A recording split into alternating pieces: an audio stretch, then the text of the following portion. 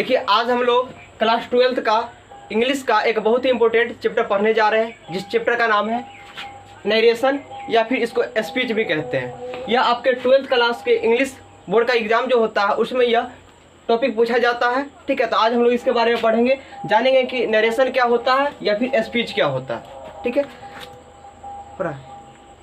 देखिए नरेशन जो है वह एक नरेट वर्ड से बना हुआ है। नरेशन नरेट वर्ड से बना हुआ है जिसका अर्थ होता है बताना।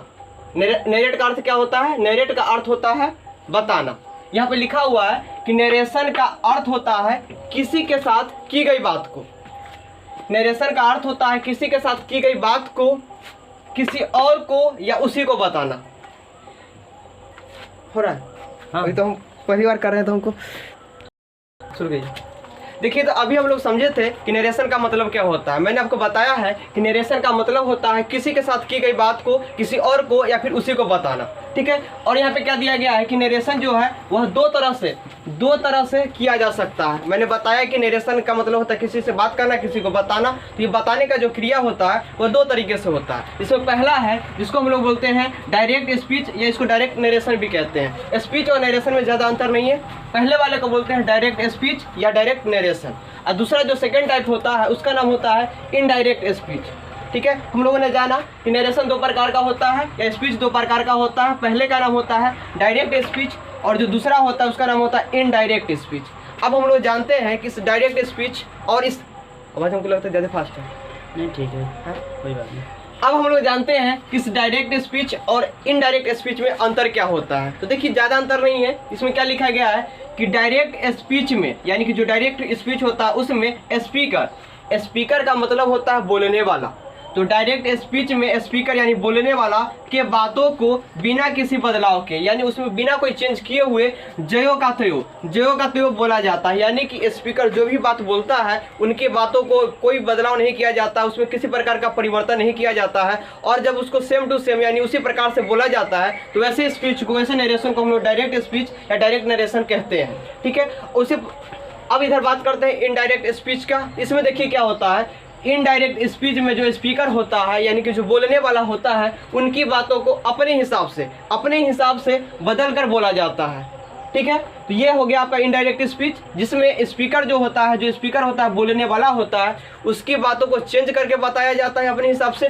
और ये है आपका डायरेक्ट स्पीच जिसमें स्पीकर की बातों को बिना किसी बदलाव के बोला जाता है। तो बेसिक अंतर आप समझ गए क्या होता है डायरेक्ट स्पीच और क्या होता है इनडायरेक्ट स्पीच।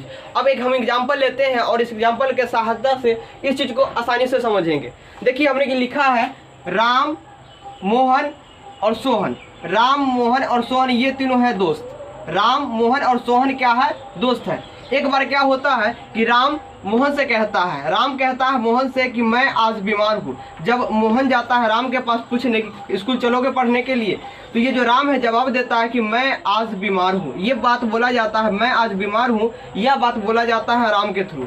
अब इसी बात को मोहन किसी और को, जैसे कि मान लीजिए यहाँ सोहन है तो सोहन को या किसी और को दो तरीके से बता सकता है। ठीक है, तो हम लोग देखते हैं पहला तरीका इसमें कैसे बताएगा। तो पहला लिखा हुआ है, अगर सोहन पूछेगा मोहन से कि बताओ राम स्कूल क्यों नहीं आया है। मेरी बातों को सुनिएगा ध्यान से।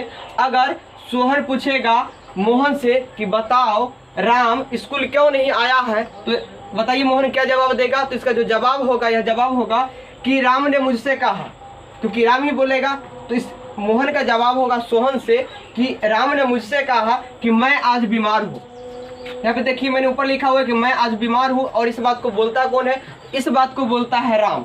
और उसी बात को यहाँ पे बताया जा रहा है मोहन के द्वारा। मोहन क्या बोलेगा सोहन को? ये बताएगा कि राम ने मुझसे कहा कि मैं आज बीमार हूँ। यह जो मैं आज बीमार हूँ यह मैं किसके लिए आया है? तो ये चीज़ आया है राम के लिए। और चूंकि इसमें जो भी बात जैसे मोहन को बोला गया था राम के द्वारा, उसी बात को सेम टू सेम बता दिया गया। इसमें मैं आज बीमार हूँ इतना बात राम ने बोला और इतना ही बात मोहन ने सोहन को बताया है। इसमें कोई भी परिवर्तन नहीं किया गया है, सारे बातों को एक जैसे बता दिया गया है। इसीलिए ये जो सेंटेंस है या जो नरेशन करने का तरीका है इसको हम लोग बोलते हैं डायरेक्ट नरेशन या फिर बोलते हैं डायरेक्ट स्पीच।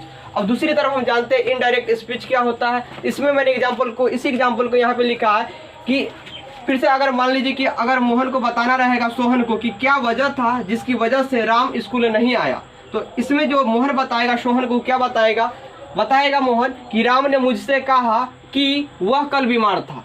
यानी कि राम ने मुझसे कहा, राम ने किससे कहा होगा? मोहन से कहा। क्या कहा? कि मैं आज बीमार हुई। यह बात पिछले दिन का है, पास्ट का बात है, लेकिन यह बात अगले दिन का हो रहा है। अब बीमार कौन था? तो बीमार था राम, इसलिए यहाँ पे आप राम भी लिख सकते हैं या फिर यहाँ पे लिख सकते हैं वह, दोनों चीज़ यहाँ पे लिखा जा सकता है। तो जब मोहन बताएगा सोहन को कि राम क्यों नहीं आया, तो जो मोहन बताएगा उसके बताने का जो दूसरा तरीका होगा, उस तरीका को हम बोलेंगे इनडायरेक्ट स्पीच। और उसमें वह क्या बताएगा? तो बताएगा कि राम ने मुझसे कहा कि वह मतलब राम कल बीमार था। क्योंकि कल बीत गया था, पास्ट हो गया था, इसलिए हम लोग इसको था में बदलेंगे, जो कि यहाँ पे है लिखा हुआ है। इस प्रकार से हम लोग आसानी से समझ पाएंगे कि क्या होता है डायरेक्ट स्पीच और क्या होता है इनडायरेक्ट स्पीच। और इसका जो भी एग्जाम्पल है, इसमें बहुत सारा चीज़ बचा हुआ है, जिसको हम लोग अगले क्लास में और अगले वीडियो में अच्छे से समझेंगे। इसको रखने दीजिए। तो चलिए अब अगले क्लास में हम लोग जानेंगे कि ये जो सेंटेंस लिखा हुआ है डायरेक्ट स्पीच और इनडायरेक्ट स्पीच, इसको इंग्लिश में कैसे चेंज करते हैं, कैसे बदलते हैं। इसके लिए हम लोग अगले वीडियो में इसके ऊपर चर्चा करेंगे। आज के वीडियो में इतना ही। धन्यवाद।